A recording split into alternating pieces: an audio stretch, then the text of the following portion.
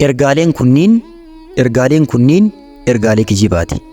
Namootni hedduun islaamummaa kana keessa isin gowwoomsuuf jedhaniitiin ergaalee kijibaa akkanaa kanneen fayyadamu. Islaamummaa keessa wanta akkanaa yoo nama 30, nama 10, nama 50, nama 100 ergite waan akkanaa argatta. Yoo erguu dhabde ammoo guyyaa qiyaamaa akkana sii godha jedhanii kan nama sodaachisan hin jiru. Yaa obboleewwan koo kan muslimaa hin gowwoominaa, namni akkasiin hin gowwoomsine.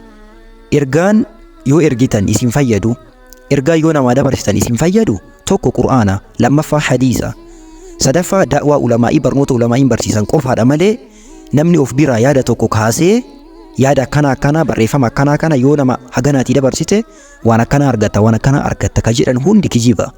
Isini kijiboota namoonni kijibaniitiin karaa rabbii irraa isin balleessuudhaaf yaadan kanaani hin gowwoomina, ittiin hin sobamina, ergaa akkasii illee namaa hin ergina.